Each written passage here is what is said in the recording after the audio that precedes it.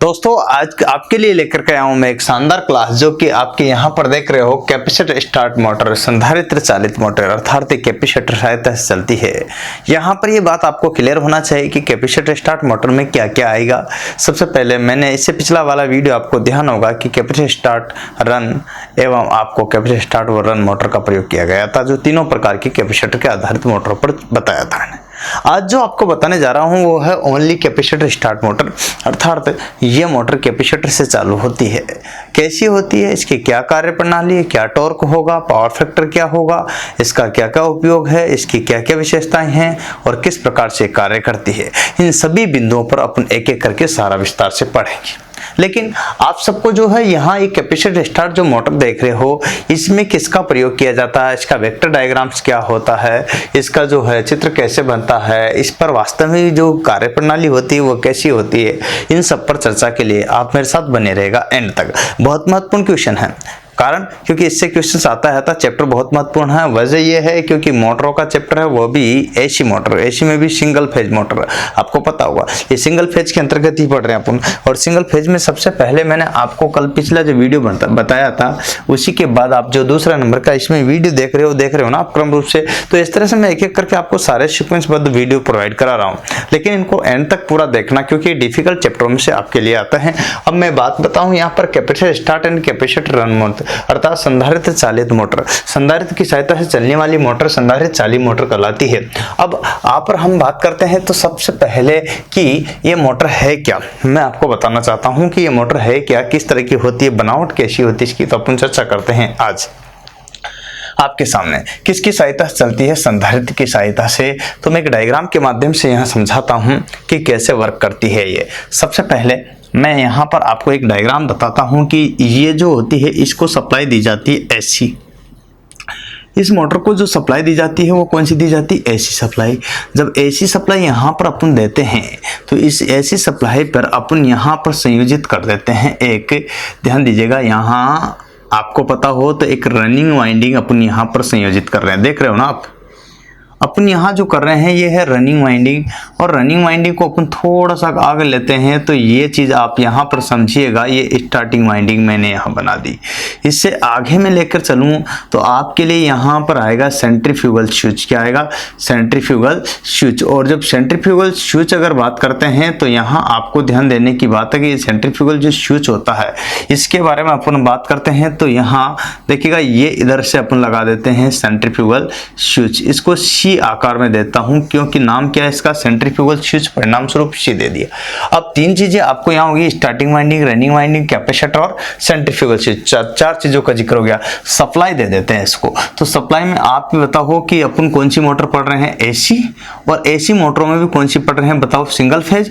और जब single phase पढ़ रहे हैं तो आपको परेशान होने की जरूरत नहीं है, सिंगल फेज एसी सप्लाई ही अपन इसको दे रहे हैं। सिंगल फेज एसी सप्लाई अपने यहाँ इसको दी, परिणाम स्वरूप यहाँ पर देखो ये जो है ना रनिंग वाइंडिंग ये तो सीधा सीधा सप्लाई से जुड़ी हुई है। लेकिन स्टार्टिंग वाइंडिंग जो देख रहे हो यहाँ इसको बोलते हैं स्टार्टिंग वाइंडिंग। क्या बोलते हैं, स्टार्टिंग वाइंडिंग। तो ये है शुरुआती कुंडल, स्टार्टिंग वाइंडिंग, ठीक है। तो ये है स्टार्टिंग वाइंडिंग। तो यहाँ पर आप बात समझ सकते हो क्लियर। यहाँ है रनिंग वाइंडिंग। क्या है, रनिंग वाइंडिंग। इसको मेन वाइंडिंग भी कह सकते हो। क्या कह सकते हो, तो मेन वाइंडिंग, ठीक है। तो ये मेन वाइंडिंग है जिसको अपन यहाँ पर रनिंग वाइंडिंग भी कहते हैं। चलो यहाँ तक तो क्लियर हो गया आपको। अब ये रनिंग वाइंडिंग, अब यहाँ तक अपन बात करते हैं तो ये है आपके सामने कैपेसिटर। क्या है, कैपेसिटर, ठीक है। कैपेसिटर को अपन संधारित्र भी कह सकते हैं, ठीक है। अगर बात करते हैं तो ये है सेंट्रीफ्यूगल स्विच। क्या, आप केंद्रीय कुंजी, ठीक है। तो सेंट्रीफ्यूगल स्विच है ये, इसको अपन CFS सेंट्रीफ्यूगल स्विच भी कहते हैं। तो यहाँ पर देखिएगा इस तरह से जो है आपके चार चीजें यहाँ अंकित है। अब इसमें क्या होता है एक्चुअल में, जब सप्लाई दी जाती है तो इसको तो मेन सप्लाई प्राप्त हो रही है। किसको, मेन सप्लाई प्राप्त हो रही है सेंट्रीफ्यूगल स्विच। और बीच में क्या होता है, यहाँ पर आपके यहाँ बीच में जो होगा वो होगा रोटर। क्या होगा, अब रोटर तो क्या करता है, रोटेट करता है। रोटर क्या करता है, रोटेट करता है। तो ये रोटर वाला भाग है, ठीक है, यहाँ पर।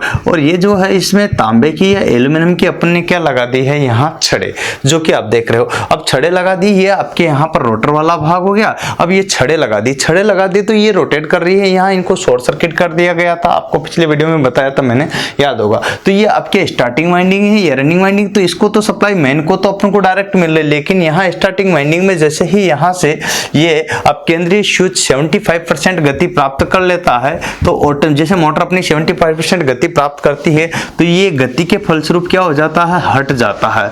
तो हट जाता है तो इसका मतलब ये हटा, तो यहाँ से जैसे ये हटा तो ये ओपन सर्किट हो गया, परिणाम स्वरूप ये भी हट गया। अब जो है ये जो मोटर कार्य करेगी वो केवल किस पर करेगी, रनिंग वाइंडिंग पर। किस पर करेगी, केवल रनिंग वाइंडिंग। तो इसका मतलब स्टार्टिंग वाइंडिंग का क्या कार्य हुआ, स्टार्टिंग के समय क्या करना, मोटर को स्टार्ट करने में सपोर्ट करना, सहायता करना, यही तो ना। अतः ये जो है, क्योंकि स्टार्टिंग के समय कोई भी चीज आप साइकिल चलाते हो शुरू में बल ज्यादा लगाना पड़ता है, मोटरसाइकिल को खींचते हैं तो बल ज्यादा लगाना पड़ता है, या फिर शुरुआत में लगाते हैं तो ज्यादा बल टॉर्क देती है मोटरसाइकिल भी, या साइकिल अपन जब पेडल देते हैं शुरुआत में तो ज्यादा बल लगाना पड़ता है। कोई चीज इस तरह रहती, कोई व्हील ऐसा है तो आपको शुरुआत में ज्यादा बल लगाना पड़ता है, बाद में रन आने के बाद उस पर दिक्कत नहीं आती। परिणाम स्वरूप यहाँ पर भी इसको स्टार्टिंग में स्थिर है तो इसको टॉर्क ज्यादा चाहिए, टॉर्क ज्यादा चाहिए तो अपन को दो तरह की वाइंडिंग प्रयोग में ला रहे हैं। तो एक तो रनिंग वाइंडिंग है, लेकिन ये शुरुआत में कार्य नहीं करती, स्टार्टिंग के लिए इसकी इस वाइंडिंग का टॉर्क ज्यादा होता है, और ये टॉर्क ज्यादा होने के कारण क्या होती है कि इसको घुमा देती है। परिणाम स्वरूप ये 75% गति प्राप्त करती है, सेंट्रीफ्यूगल स्विच हट जाता है। हट जाने के फलस्वरूप ये मोटर जो है इसकी सहायता से, मेन वाइंडिंग की सहायता से चालित हो जाती है, और ये चलती रहती है, चलती रहती है, चलती रहती। इस तरह की प्रक्रिया यहाँ होती है। तो मैं ये जो बात बता रहा हूँ इससे ये क्लियर हो जाता है कि आपके यहाँ पर जो कंडीशन है वो स्पष्ट होना चाहिए। अब यहाँ स्टार्टिंग और रनिंग वाइंडिंग के बीच का जो एंगल दिख रहा है आपको, ये कितने डिग्री पर स्थापित की गई है, 90 डिग्री पर। ये कैसे पूर्ति हुई है इसको भी वेरीफाई कर लेते हैं। तो एक वेक्टर डायग्राम से समझने की कोशिश करेंगे, एक वेक्टर डायग्राम से समझने की कोशिश करेंगे। तो मैं आपको यहाँ एक डायग्राम बनाता हूँ, समझिए, क्लियर कीजिएगा, आपको स्पष्ट समझना है। मैं यहाँ पर 3-4 चीजों पर जिक्र करूंगा तो वो आपको समझना है और स्पष्ट भी करना है। तो इस तरह की कंडीशंस आपके सामने क्लियर होना चाहिए, जिससे कि कोई कंफ्यूजन आपको न रहे। दो चीज होती है, एक तो होती है धारा, क्या होती है, एक होती है वोल्टेज। यहाँ पर एक तो होता है आई और एक होता है, आई का मतलब होता है करंट, क्या होता है, करंट, जो कि एम्पियर में बहता है, ठीक है।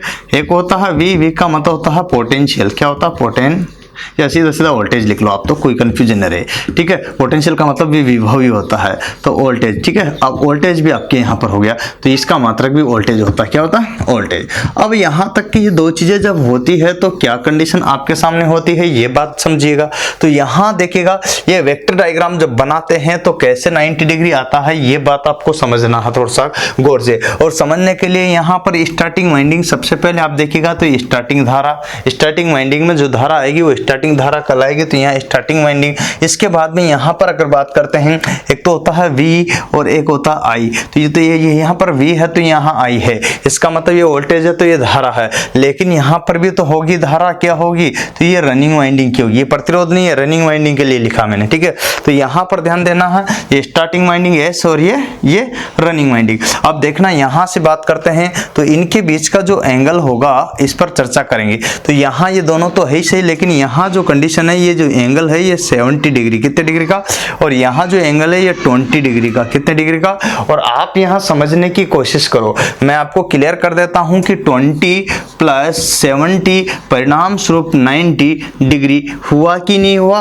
अतः ये कितना डिग्री, देखिएगा यहाँ क्या होता है कि ये जो बात करता हूँ आपको, तो यहाँ क्लियर करना है, ये चीज स्पष्ट होना चाहिए। एक तो लेगिंग हो रही है, एक लीडिंग हो रही है। लेगिंग क्या हो रही है कि स्टार्टिंग, यहाँ पर बात करते हैं तो स्टार्टिंग वाइंडिंग की कंडीशन में ऊपर वाली जो होती है ये क्या होती है, अग्रगामी, क्या होगी, अग्रगामी। तो अग्रगामी जो है स्टार्टिंग में होती है, तभी तो क्योंकि इसमें कैपेसिटर लगा रहता है, तो ये स्टार्टिंग में जो है आपके क्या होती है, अग्रगामी।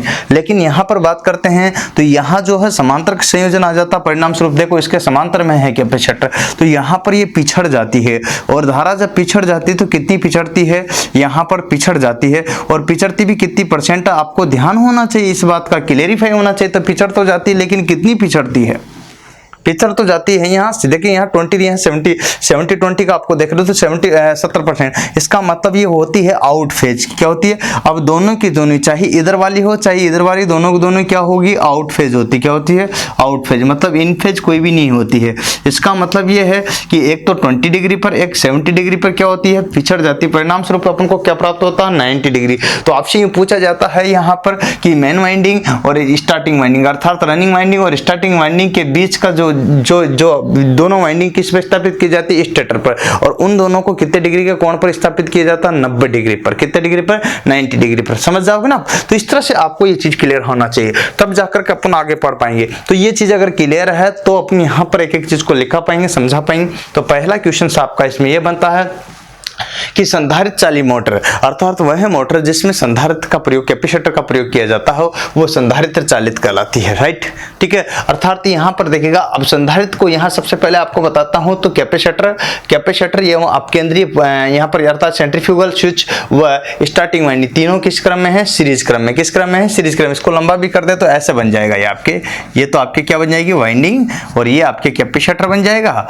और ये आपके यहाँ पर सेंट्रीफ्यूगल स्विच बन जाएगा। तो इस तरह से बन जाए। तो ये सीरीज में तो लग रहा, तो ये तीनों किस क्रम में लगे हुए हैं? सीरीज में। तो ये बात है। लेकिन अगर मैं बात करूं तो ये इसके किस में लग रहा है? समांतर में। तो यहाँ पर ये देखिएगा, ये वाइंडिंग लिए और इसके ये यहाँ पर चाहे ये ले लिया या फिर यहाँ पर देखिएगा सेंट्रीफ्यूगल स्विच लिया, तो दोनों के दोनों किस में लग रहे हैं? यहाँ पर समांतर में। अब इसको भी लेंगे जनाब, तो इसको अगर मैं यूं भी कर दूं वाइंडिंग को तो क्या फर्क पड़ना? तो इसका मतलब ये देखिएगा, यहाँ स्टार्टिंग वाइंडिंग रनिंग वाइंडिंग दोनों एक दूसरे के किस में है? समांतर क्रम में। किस में है? और सेंट्रीफ्यूगल स्विच भी क्या है? समांतर क्रम में। और यहाँ पर कैपेसिटर भी किस में लगा हुआ? समांतर क्रम। ये कंडीशंस होती है, ये आपको ध्यान रखना है। और ये सारी चीज मैं आपको इसलिए बता रहा हूं कि क्लियर हो जाए कि कैसी चीजें आपके यहाँ पर एग्जाम में आती है, डिटेल में आपको बताना इसलिए ज्यादा बेहतर जरूरी होता है, क्योंकि बच्चे को यहाँ पर क्लियरिफाई होना चाहिए, समझना चाहिए, और इतना आपको डिटेल में मिलना चाहिए, तब जाकर के मामला बैठता। तो आइए अब पढ़ते हैं, अपन लिखते हैं एक एक चीज को क्रमबद्ध रूप से। तो सबसे पहले आपको लिखना है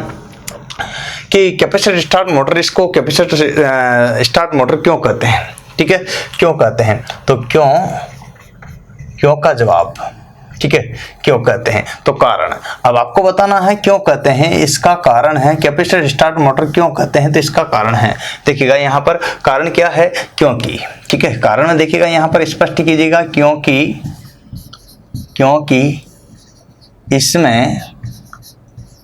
इसमें एक कैपेसिटर लगा होता है।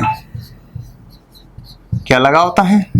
अब आपको ये तो पता चल गया कि इसमें जो लगा हुआ है वो क्या लगा हुआ है? कैपेसिटर। अब कैपेसिटर किस क्रम में जुड़ा होता है इस पर भी चर्चा करेंगे, लेकिन उससे पहले आपको यहाँ मैं बताता हूँ कि कैपेसिटर कौन सा होता है। तो कौन सा कैपेसिटर का प्रकार, यहाँ पर कौन सा कैपेसिटर होता है? कैपेसिटर का प्रकार, ठीक है। अब आपको कैपेसिटर का प्रकार बताना है कि कौन सा कैपेसिटर लगा रहता है, तो आपको ये ध्यान रखना है। तो यहाँ पर बात करते हैं तो कैपेसिटर का प्रकार में बात करते हैं तो इलेक्ट्रोलाइट कैपेसिटर लगा रहता है। कौन सा? इलेक्ट्रोलाइट। अब इलेक्ट्रोलाइट का मतलब क्या होता है ये भी आपको ध्यान रखना। इलेक्ट्रोलाइट कैपेसिटर, ठीक है। इलेक्ट्रोलाइट कैपेसिटर पर आपने जिक्र कर लिया, तो यहाँ आप समझ सकते हो कि इलेक्ट्रोलाइट कैपेसिटर क्या होता है इस पर भी। अब इलेक्ट्रोलाइट कैपेसिटर की जो क्षमता होगी यहाँ पर इसको बोलते हैं संधारित्र कैपेसिटर। क्या बोलते हैं? संधारित्र कैपेसिटर। अब संधारित्र कैपेसिटर का अगर जिक्र करते हैं, संधारित्र कैपेसिटर, ठीक है। देखिए यहाँ पर संधारित्र मतलब इलेक्ट्रोलाइट का मतलब होता है वैद्युत अपघट्य,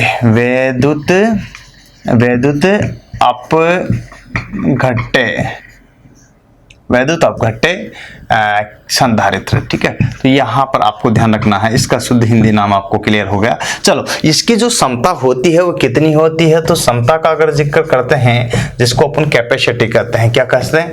कैपेसिटी। तो कैपेसिटी जो होती है इसकी कितनी होती है इस पर भी ध्यान रखना। तो कैपेसिटी होगी इसकी यहाँ पर 60 माइक्रोफेरेड से लेकर के यहाँ पर 120 माइक्रोफेरेड तक, ठीक है। ध्यान रखना यहाँ पर माइक्रोफेरेड तक। इसको अपन यूं भी लिख सकते हैं, माइक्रो का मतलब होता म्यू, माइक्रो का मतलब होता म्यू, और म्यू बराबर रहते हैं 1 माइक्रोन में 10⁻⁶, क्या होता है, तो ये चीज वैल्यू होती है। इसका मतलब यहाँ पर तो क्लियर होना चाहिए। तो इसमें ही अपन यूं भी लिख सकते हैं 60 इंटू देखिएगा 10 की पावर -6 फेरेड। माइक्रो की जगह यहाँ पर हट गया ये माइक्रो, इसके स्थान पर अपन क्या लिख दिया -6 और ये फेरेड से यहाँ अपन समझ सकते हैं 120 यहाँ पर सीधा सीधा इंटू 10 की पावर -6, इसको मैं समझाई दिया आपको -6 क्या फेरेड। तो ये बात आपको क्लियर होना चाहिए। तो इस तरह की कंडीशंस आपको यहाँ पर स्पष्ट होनी चाहिए, ये बात आपको यहाँ समझ में आ रही होगी। तो ये समता थी कैपेसिटर की। अब कैपेसिटर किस क्रम में लगा रहता है यहाँ पर ये भी ध्यान देना हम। तो यहाँ पर बात करते हैं कैपेसिटर संयोजन, क्या होता है कैपेसिटर संयोजन। तो इस पर देखिएगा यहाँ कैपेसिटर संयोजन। अब उसका जो जुड़ाव है, उसका जो जोड़ना है वो किस क्रम में है। तो कैपेसिटर संयोजन जो होता है वो किस क्रम में होता है, तो मैं आपको बताता हूँ। कैपेसिटर का जो संयोजन होगा वो आपको यहाँ पर क्लियर होना चाहिए, समझना चाहिए कि कैसा संयोजन होगा। तो सबसे पहले यहाँ अगर बात करते हैं तो कैपेसिटर जो संयोजन है वो किस क्रम में होगा, सीरीज में होगा कि समांतर में होगा, सीरीज में होगा कि समांतर में होगा। तो यहाँ पर देखो ये स्टार्टिंग वाइंडिंग जो कैपेसिटर होता है वो स्टार्टिंग वाइंडिंग व सेंट्रीफ्यूगल फ्यूज के सीरीज में। तो इसमें लिखेंगे पड़ेगा स्टार्टिंग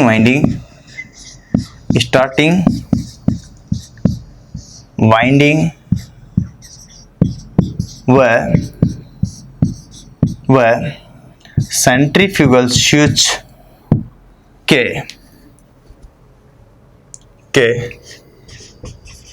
सीरीज में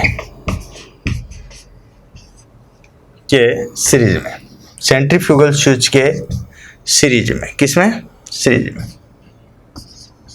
श्रेणी में, सीरीज क्रम में लगा होता है। अब ये भी बात क्लियर होगी। तो सीरीज क्रम में लगा होता है, लेकिन यहाँ पर क्लियर तो हो गया स्पष्ट किस क्रम में है, सीरीज में। लेकिन अगर बात करता हूँ तो आपसे पूछा जाए कि रनिंग वाइंडिंग के किस क्रम में, तो समांतर क्रम में, ठीक है। तो रनिंग वाइंडिंग के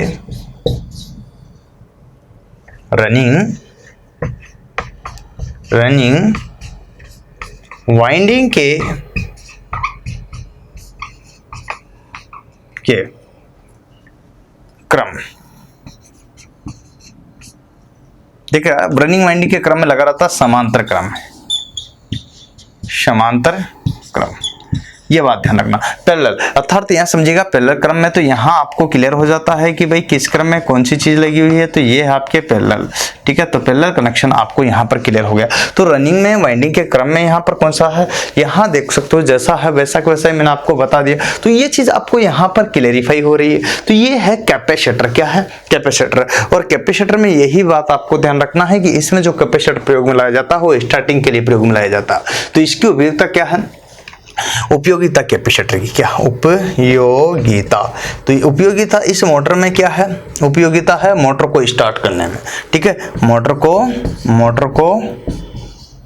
को स्टार्ट करने हेतु। तो देखिएगा यहाँ आपको क्लियर कर लेना है कि क्या क्या उपयोगिता है इसको मोटर को स्टार्ट करने के लिए, इस कैपेसिटर की उपयोगिता है जो आप देख सकते हो। तो मैं यही चीज आपको बता रहा हूं, पहले एक बार इसका स्क्रीनशॉट लो फिर आगे चर्चा करेंगे।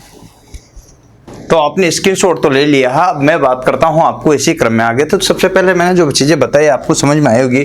तो इसमें सबसे पहले ये कि कारण क्या है, देखिएगा यहाँ पर देखो आपके नाम इसका कैपेसिटर। तो कैपेसिटर से संबंधित इतनी बातें जो है इसमें मैटर करती है।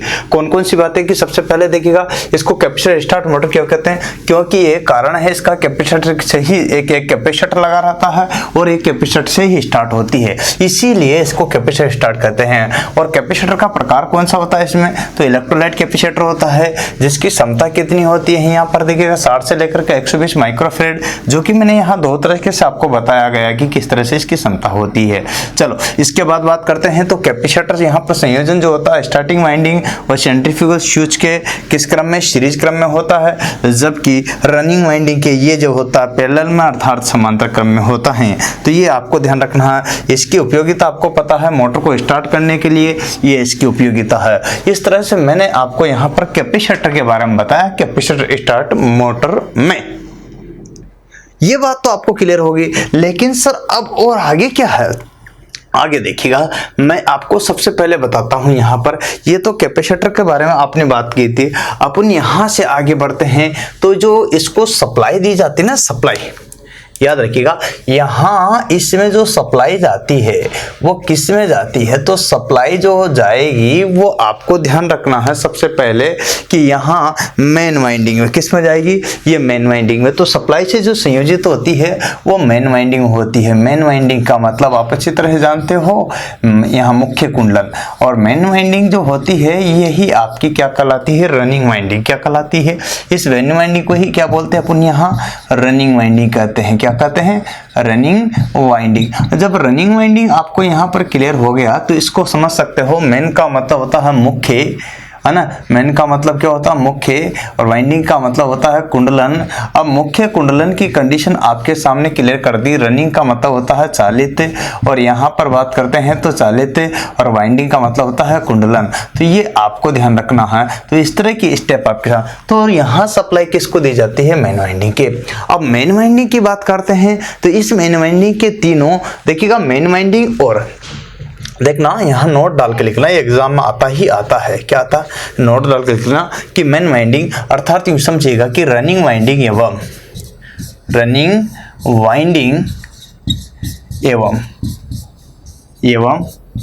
स्टार्टिंग वाइंडिंग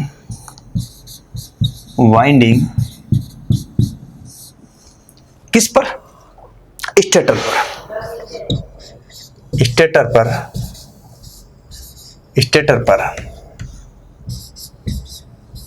एक दूसरे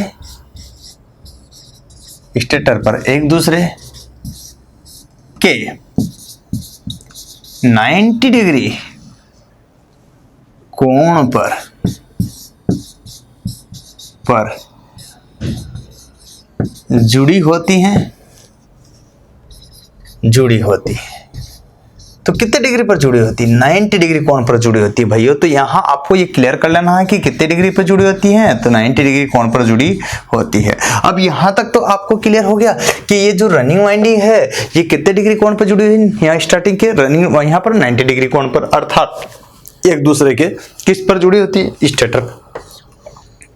ये भी क्लियर हो गया। इसका मतलब ये बात तो सप्लाई किसको दी जाती है, मेन सप्लाई। अब रनिंग वाइंडिंग किस अवस्था में कार्य करती है, रनिंग अवस्था में, किसमें, रनिंग अवस्था में। तो मेन वाइंडिंग, मेन मतलब वही रनिंग, मेन वाइंडिंग रनिंग अवस्था में कार्य करती हैं,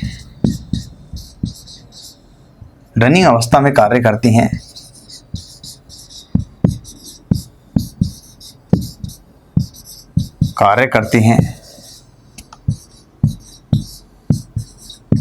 जबकि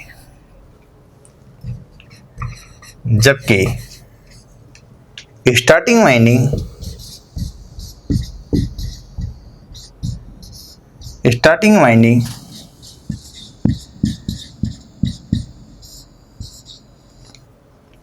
अवस्था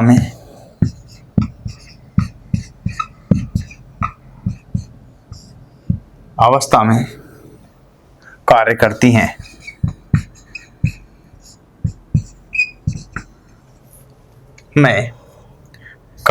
हैं। तो इस तरह की कंडीशन अपने साथ यहाँ पर बनती है। तो एक एक चीज तो क्लियर हो रही कि कौन सी वाइंडिंग किस अवस्था में कार्य कर रही है। तो स्टार्टिंग वाइंडिंग और रनिंग वाइंडिंग एक दूसरे के किस अवस्था में कार्य कर रही है, ये बात आपको क्लियर हुआ, स्पष्ट हुआ, समझ में आना। तो यहाँ पर आपको देख लेना है, ये चीज समझ लेना है। तो यहाँ देखिएगा, तो रनिंग वाइंडिंग क्या हुआ, स्टार्टिंग वाइंडिंग क्या हुआ, तो दोनों किस अवस्था में कार्य कर रही है, इस पर आपको फोकस देना, पहली प्रतिक्रिया। अब आपको यहाँ पर ध्यान रखना है कि दोनों अवस्था में, लेकिन क्या होता है कि ये कब कार्य करती है, शुरुआत में 75% तक गति तक पहुंचा देती कौन, स्टार्टिंग वाइंडिंग। ठीक है, शुरुआत में क्या होता है, 75 गति, शुरुआत में 75% गति तक, 70% यहाँ पर ध्यान रखना, 75% कितने तक, 75% गति तक, ठीक है। अब 75% गति होती, कौन कार्य करने लग जाती, रनिंग वाइंडिंग। तो 75% गति तक, है ना, तक कार्य करती, कौन, तक तक स्टार्टिंग वाइंडिंग को कार्य करती है। स्टार्टिंग वाइंडिंग व स्विच, सेंट्रीफ्यूगल स्विच, व सेंट्रीफ्यूगल स्विच, ठीक है, सेंट्रीफ्यूगल स्विच जुड़ा रहता है, ठीक है, सेंट्रीफ्यूगल स्विच कार्य करते हैं। अर्थात देखिएगा यहाँ क्या होता है कि 75% गति के बाद सेंट्रीफ्यूगल स्विच हट जाता है। सेंट्रीफ्यूगल स्विच हट जाता है, अब जब सेंट्रीफ्यूगल स्विच हट जाता है तो ये ओपन सर्किट जैसा हो जाता है, और ओपन सर्किट हो जाता है तो स्वाभाविक बात है कि ये भी ओपन सर्किट अर्थात रनिंग ही कार्य करती, स्विच हट जाता है। परिणाम स्वरूप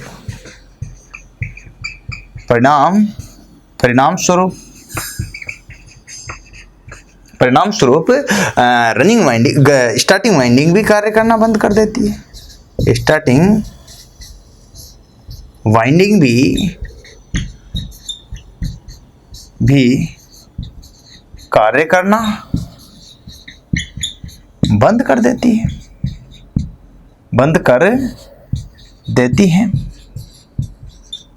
और मोटर किस गति पर कार्य करने लगती है? मोटर किस गति पर कार्य करने लगती है? यहाँ पर रनिंग गति पर, और मोटर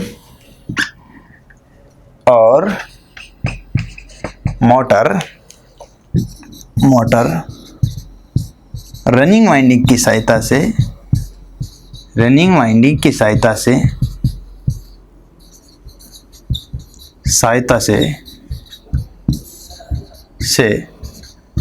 गति पर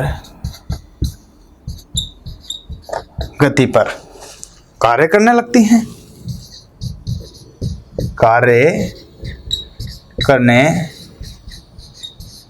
हैं, ये बात क्लियर होगी। तो किस गति पर कार्य कर रही, तो यहां देखो, और रनिंग वाइंडिंग रनिंग गति पर कार्य करना है, तो रनिंग में जो कार्य कर रही है वो कौन कर रही है? इसकी वजह भी मैं बताऊं आपको, क्योंकि प्रारंभ में स्टार्टिंग वाइंडिंग का जो टॉर्क होता है वो अधिक होता है अपेक्षाकृत जो रनिंग वाइंडिंग से काफी अधिक। अब जब टॉर्क ज्यादा रहेगा तो स्टार्ट में उसको उठा तो दिया, ज्यादा बल लागू के कारण उसको उठा तो दिया, घुमा तो दिया। अब कम टॉर्क जो होता है वो किसका होता है? रनिंग वाली का। कम टॉर्क होगा, परिणाम स्वरूप क्या करेगी वो वाइंडिंग? कम टॉर्क के कारण, क्योंकि इसे मोटे मोटे तारों की लपेट कम होती है, तो कम टॉर्क होगा, तो वो क्या होगा? उसको रन अवस्था प्राप्त करने के बाद उसी अवस्था में चलाई रहती है, और थोड़ा बहुत अगर कम ज्यादा होगा तो उसका मैनेज कर लेती है, वो एडजस्ट कर लेती, दिक्कत नहीं आती, क्योंकि मोटे तारों की बनी हुई होती है। इसलिए इसका स्क्रीनशॉट लो एक, फिर आगे चर्चा करेंगे। तो यहाँ तक तो आपको क्लियर हो गया। तो यहाँ पर आपको देखना है कि सप्लाई से जो जुड़ी होती है वो मेन वाइंडिंग जुड़ी होती है, लास्ट में जो आपके रनिंग अवस्था में कार्य करती है वो कौन करती है? Main winding. 75% गति तक यहाँ पर कौन कार्य करती है, या स्टार्टिंग 75% गति के बाद कौन कार्य करते हैं? या रनिंग वाइंडिंग। तो ये कार्य होता है यहाँ पर। ये एग्जाम में पूछा हुआ 75 वाला ध्यान रखना भाई, एग्जाम में पूछा हुआ याद रखना, अक्सर पूछा जाता है, और ये चीज आपके लिए बहुत महत्वपूर्ण है। तो दोस्तों मैं वही बात बता रहा हूं, आपको समझना है, एक चीज को क्लियर करना। अब बात आई थी कि ये दोनों जो है वाइंडिंग, स्टार्टिंग वाइंडिंग कौन सी? स्टार्टिंग, अगर बात करूं मैं यहाँ स्टार्टिंग वाइंडिंग है ना, अब यहाँ पर ध्यान दीजिएगा, स्टार्टिंग वाइंडिंग और रनिंग वाइंडिंग कौन सी? और रनिंग वाइंडिंग की अगर मैं बात करता हूं तो क्या होगा? तो रनिंग वाइंडिंग और स्टार्टिंग वाइंडिंग दोनों की अगर बात करते हैं तो इसमें एक चीज क्लियर हो जाएगी आपको। चलो, इन दोनों के बीच 90 डिग्री का जो कोण होगा वो कैसे प्राप्त हो रहा? ये पिछड़ जाती है। तो यहाँ पर 90 डिग्री का जो कोण होता है वो I मतलब धारा व V वोल्टेज में क्या होता है? आउट फेज के कारण। किसके कारण? आउट फेज के कारण। अब आउट फेज तो होगा, लेकिन परिणाम स्वरूप आपको ये भी ध्यान देना पड़ेगा, क्या होगा कि सबसे पहले कंडीशन यहाँ पर आ जाती है कि कैपेसिटर जो लगा रहता है, यहाँ पर ध्यान देने की बात है, मैं वही बता रहा हूँ यहाँ कि स्टार्टिंग के समय देखना, यहाँ पर मैं वही बात बता, स्टार्टिंग के समय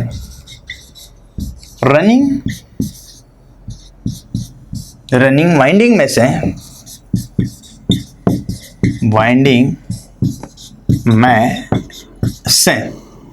प्रवाहित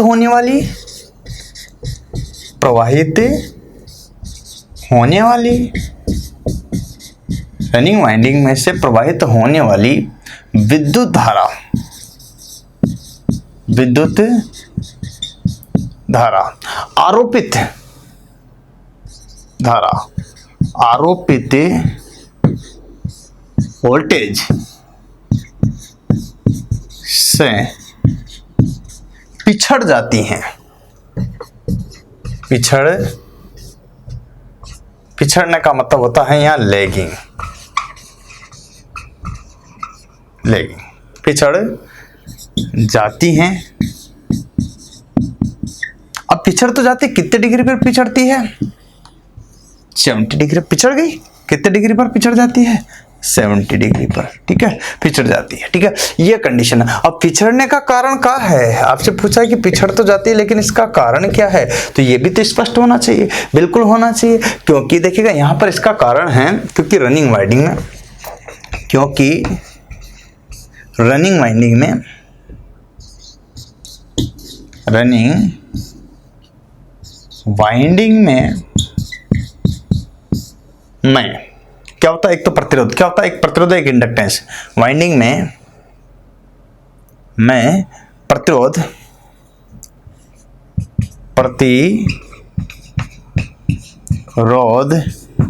व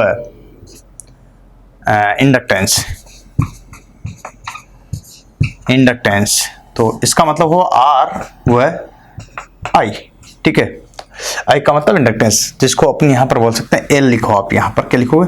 इंडक्टेंस एल। तो आई और एल, इसका मतलब ये दोनों की दोनों ही चीजें यहाँ पर देख सकते हो, इनके प्रभाव के कारण ही इसी से प्रभावित होती है, इसी के कारण यहाँ पर क्या हो जाती है? ये पिछड़ जाती है। एक तो आर है ऑलरेडी और एक क्या है? एल है। और एल आपको पता है ये लेगिंग ही तो है। एल का मतलब लेगिंग, एल का मतलब इंडक्टेंस जहाँ पे आएगा तो वहां लेगिंग ही होगा, तो इसका मतलब पिछड़ जाएगी, यही कारण है। अब देखिएगा यहाँ स्टार्टिंग वाइंडिंग में ऐसा नहीं होता है, ये तो स्टार्टिंग के समय रनिंग वाइंडिंग में से प्रवाहित होने वाली धारा पिछड़ रही है, क्या? ठीक है, स्टार्टिंग के समय, जबकि यहाँ स्टार्टिंग वाइंडिंग में ऐसा नहीं होता, ठीक है। स्टार्टिंग वाइंडिंग में कैपेसिटर श्रेणी क्रम में लगे होने के कारण, श्रेणी क्रम में लगा होने के कारण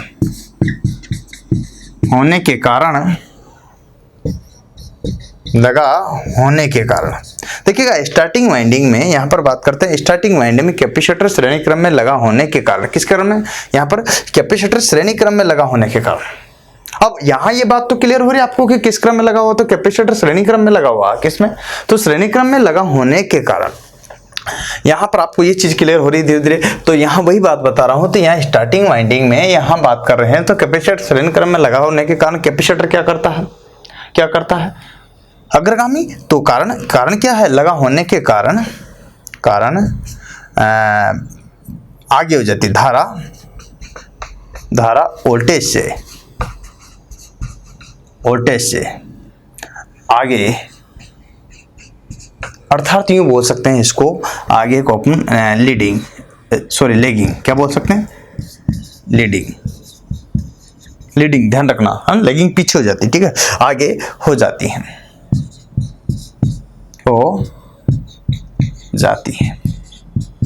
कितने डिग्री?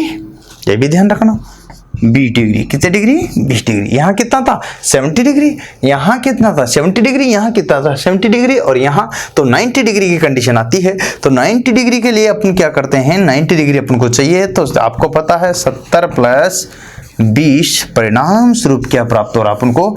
90 प्राप्त हो रहा है कि नहीं हो रहा? तो ये कंडीशन है, इस तरह से अपन को 90 डिग्री प्राप्त होता है। तो ये टोटल जो बनता है वो यहाँ से 20 प्लस 70 धारा वोल्टेज में यहाँ पिछड़ती एक तरफ अग्रगामी हो जाती, परिणाम स्वरूप अपन को 90 डिग्री का अंतर आ जाता, जो कि इसी तरह से इसको किस में? स्टेटर में संयोजित किया जाता है। किसको? रनिंग और स्टार्टिंग वाइंडिंग को। तो स्टेटर में कितनी वाइंडिंग लगाई जाती है? 2। कौन कौन सी? एक तो रनिंग वाइंडिंग, एक स्टार्टिंग वाइंडिंग। तो यहाँ पर ध्यान रखना, starting winding, running running winding दोनों की बात करते हैं तो आई और वी के बीच अंतर कितना 90 डिग्री का। स्टार्टिंग के समय रनिंग वाइंडिंग में से प्रवाहित होने वाली विद्युत धारा आरोपित वोल्टेज से कितने डिग्री पिछड़ जाती है, अर्थात लैगिंग हो जाती है 17 डिग्री। ये भी ध्यान रखना है, पूछा जा सकता है, डीपली क्वेश्चन आ जाता। जब ये ऐसा क्वेश्चन आता तो डीपली आता, 90% तक का तो चलो कोई भी लड़का बता देता, लेकिन अगर पूछ लेता कितने पिछड़ती है तो आपको ध्यान रखना है 70%, है ना, क्योंकि रनिंग वाइंडिंग में यहाँ पर प्रतिरोध और इंडक्टेंस उपस्थित होता है, इसी के प्रभाव के कारण क्या होती है, ये पिछड़ जाती है। और यहाँ पर देखिएगा स्टार्टिंग वाइंडिंग में यहाँ कैपेसिटर लगा रहता सीरीज में, परिणाम स्वरूप वो क्या हो जाती है, आगे हो जाती है, अर्थात लीडिंग हो जाती है। लीडिंग हो जाती है तो कितनी डिग्री पर हो जाती है, तो 20 डिग्री पर। और दोनों की दोनों ही होती है आउट फेज। क्या होती है, चाहे लीडिंग हो चाहे लैगिंग हो, लेकिन दोनों की दोनों क्या होती है, आउट फेज होती है। तो ये बात आप ध्यान रखना, दोनों की दोनों क्या होती है, आउट फेज होती है। तो ये बात भी आप उतार लो, इसमें भी कोई दिक्कत आपको नहीं होनी चाहिए। एक बार स्क्रीनशॉट ले लो इसका भी।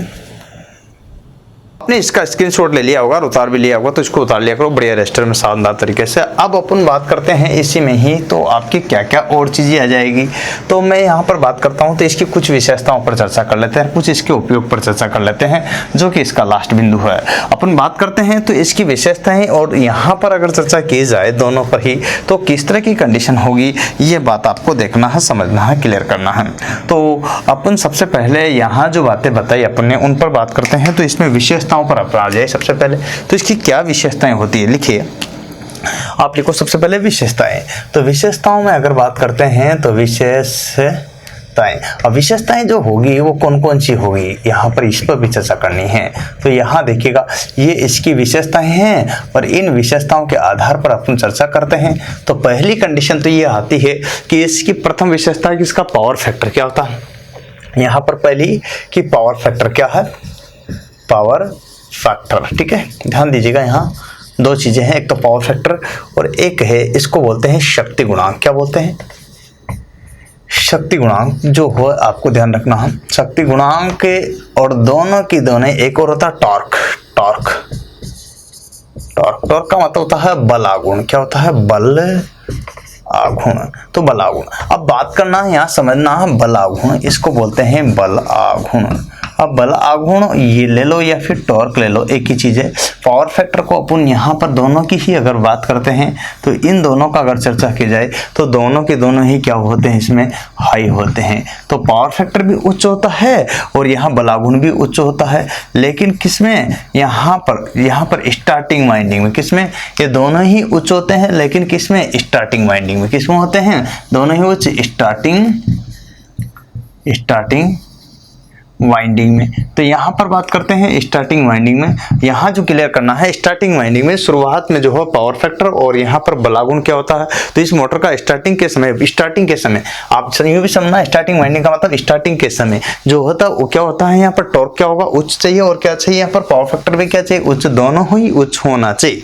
अब एक और बात बताऊं आपको, यहाँ पर ये जो है 75% गति के बाद तो कार्य कर रही है, लेकिन रनिंग अवस्था में कार्य करने पर, नोट डाल के लिख लो इस बात को, रनिंग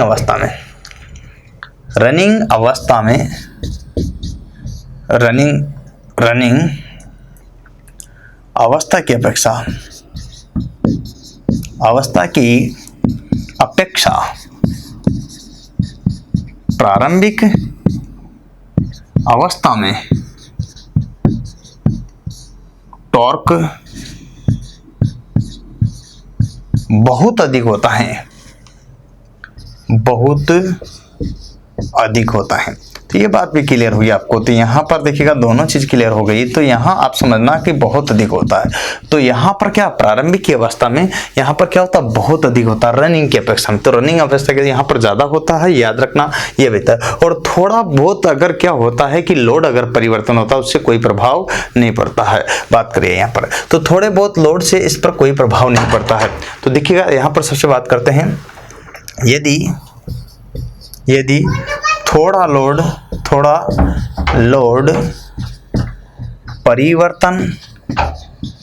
परिवर्तन से इसकी गति पर कोई भी प्रभाव नहीं पड़ता है, ये बात आपको क्लियर हो गई है। तो इस पर कोई भी प्रभाव नहीं पड़ता है। ये बात तो आपको स्पष्ट हो ही गई है। इसी तरह की अपन बात कर रहे हैं यहाँ पर, तो इसके सहायता से इस पर कोई भी प्रभाव नहीं पड़ रहा है। तो यहाँ पर थोड़ा भी लोड अगर परिवर्तन होता है, 19-20 लोड अगर परिवर्तन होता है, तो इसकी गति पर कोई भी प्रभाव अपन को देखने को नहीं मिलता है। चलिए अपन बात करते हैं। तो ये थी रनिंग अवस्था की और प्रारंभिक अवस्था की गति में लोड परिवर्तन पर यहाँ पर इस पर क्या प्रभाव पड़ेगा। तो थोड़े बहुत से इस पर कोई भी फर्क नहीं पड़ता, उसको ये समायोजित कर लेती है। क्या कर लेती है? एडजस्ट, अर्थात ये समझिएगा कि समायोजित इसको कर लेती हैं। तो इसमें कोई भी दिक्कत नहीं होती है, कोई प्रॉब्लम नहीं होती है।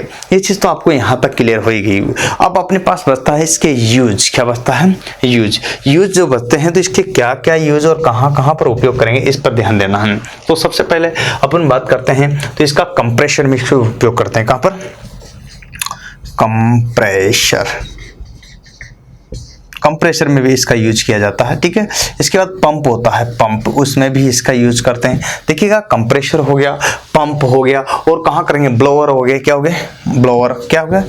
ब्लोअर। तो ब्लोअर में भी इसका यूज करते हैं। तो ब्लोअर हुआ, यहाँ पर जो है पंप हुआ, या फिर अपने पंखे हुए, पंखे जो होते हैं ना, पंखे, ठीक है, उनमें भी इसका यूज कर लेते हैं। पंखे कौन से? आपके एग्जॉस्ट फैन वगैरह, इनमें भी जो है इसका यूज करते हैं। बेल्ट चालित पंखे, कौन से? जो बेल्ट से चलने वाले पंखे हो, उनमें भी इसका यूज करते हैं। अर्थात पंखे में यहाँ कोष्टक लीजिए, बेल्ट से चलने वाले, ठीक है, बेल्ट चालित पंखे, ये याद रखना आपको। पंखों में आप कंफ्यूजन क्लियर कर लेना, पंखे जो है बेल्ट से चलने वाले पंखे ही इसमें यूज करते हैं। तो ये चीज आपके यहाँ पर लागू होती है। इस तरह से यहाँ पर ध्यान देने की बात है। हेयर ड्रायर होता है, ड्रायर जो अपने बाल सुखाने के लिए आता है, तो वो आता है ड्रायर वगैरह, तो इनमें भी इसका यूज करते हैं। तो ड्रायर वगैरह में भी यूज कर सकते हैं। और इसके अलावा आप यहाँ पर कहाँ कर सकते हो, तो ये चीजें देखना है। तो सबसे पहले कंप्रेशर, पंप, ब्लोअर और पंखे जो बेल्ट से चालित, हेयर ड्रायर, और लास्ट में अगर बात करते हैं तो इसका यूज करते हैं वॉशिंग मशीन में भी इसका यूज करते हैं। किसका? वॉशिंग मशीन में भी इसका उपयोग किया जाता है। तो लिखिएगा वॉशिंग मशीन। तो इत्यादि जगह पर इसका यूज करते हैं। तो यहाँ पर आप देख सकते हो, ये चीज मैंने लिख दी है इत्यादि करके। तो इन सबको आप क्लियर कर लेना, नोट कर लेना। कंप्रेसर हो, पंप हो, ब्लोअर हो, पंखे हो, यहाँ पंखे वाले बेल्ट चालित, हेयर ड्रायर हो, वॉशिंग मशीन हो, यहाँ पर ये सब में इसका उपयोग किया जाता है। किसका? यहाँ पर कैपेसिटर स्टार्ट मोटर का। ये बात आपको क्लियर कर लेना है। क्वेश्चन कैसे आता है, ये बात आपको मैं समझाना चाहता हूँ। तो क्वेश्चन पर ध्यान दीजिएगा, लिखिएगा। क्वेश्चन ये है, यदि मोटर